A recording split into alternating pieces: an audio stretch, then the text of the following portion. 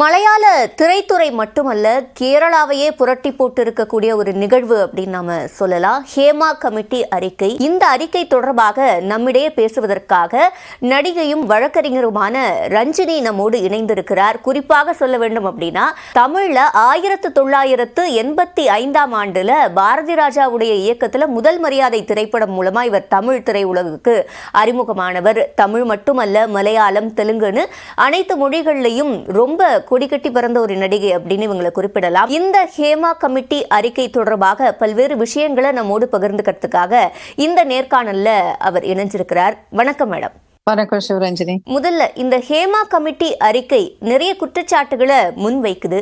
இந்த அறிக்கையோட தொடக்கம் அப்படின்னு எதை சொல்லலாம்? 2017 இங்க ஒரு ஆக்ட்ரஸ் கிட்னாப் பண்ணி ஒரு கேஸ், அது இந்தியா முழுவதும் ரொம்ப ஷாக்கிங்கான நியூஸா இருந்துச்சு.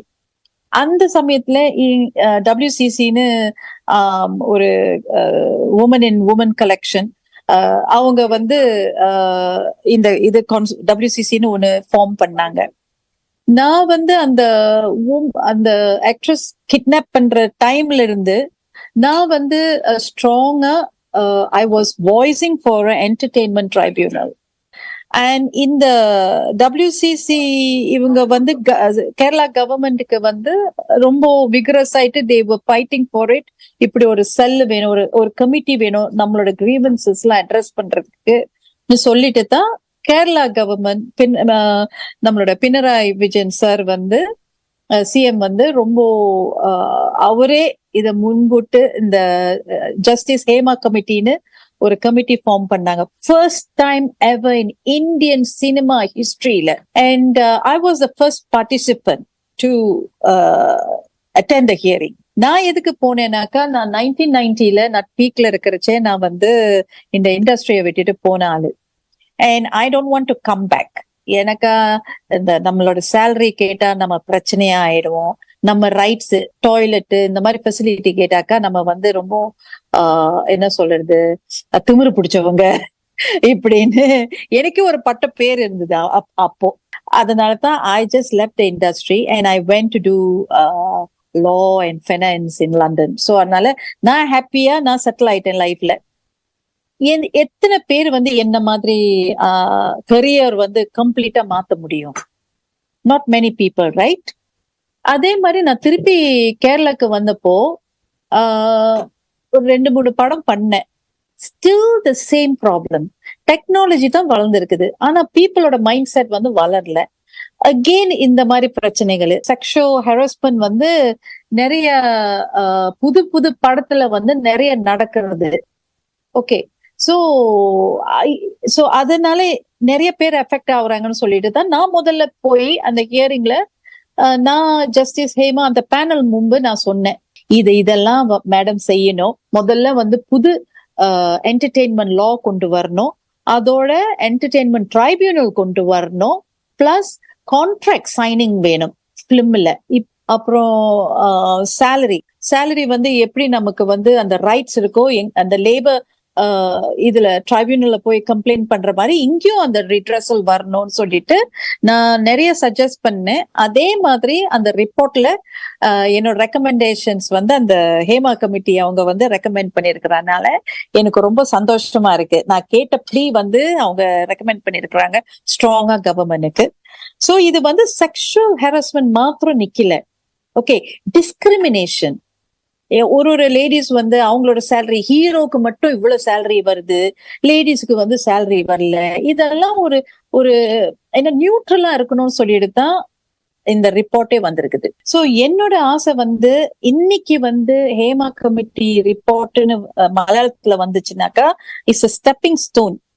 இந்தியன் கவர்மெண்ட், நம்மளோட மோடிஜி கவர்மெண்ட் கொண்டு வரணும் இந்த மாதிரி ஒரு entertainment law, entertainment tribunal entire எல்லா ஸ்டேட்லயும் இது இருக்கணும்.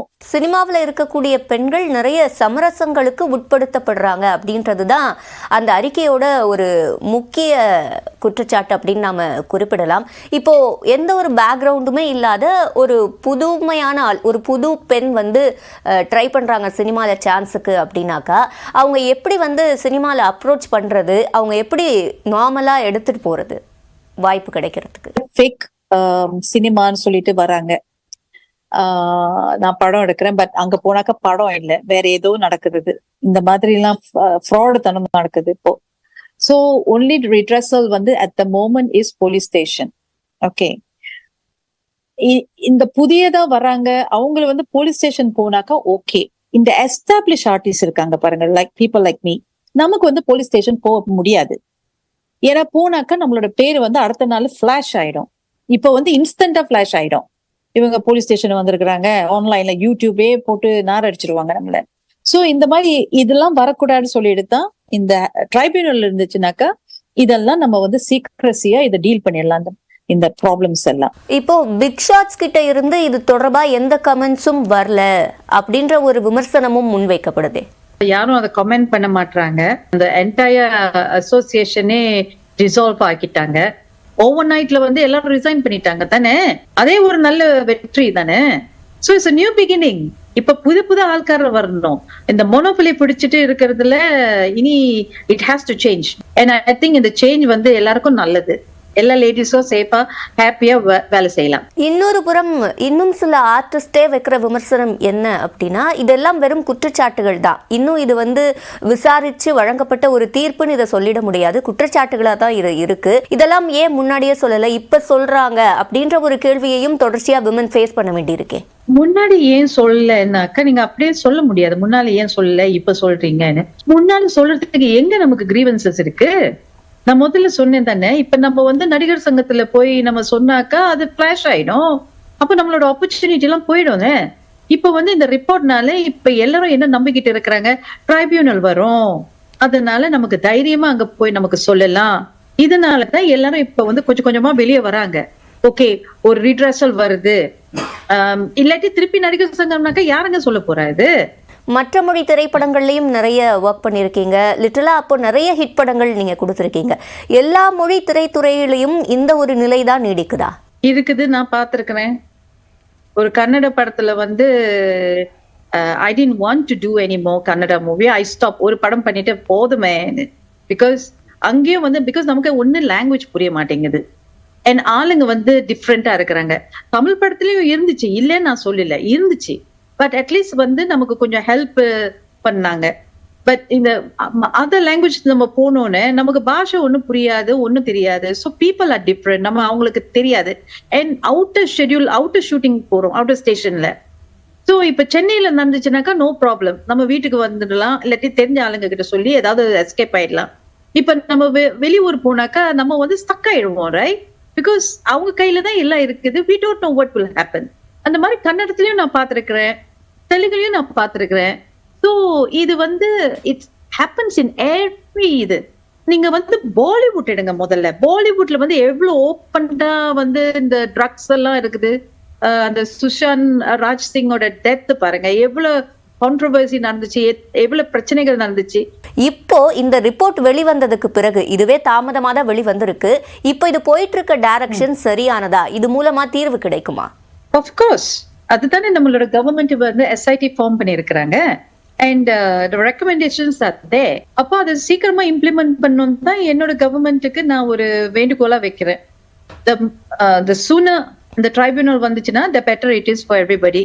அப்போ நம்ம இந்த மாதிரி சங்கத்துல நம்ம வந்து பிலீவ் பண்ண தேவையில்லை, டைரக்ட்லி அங்க போனா போதும்.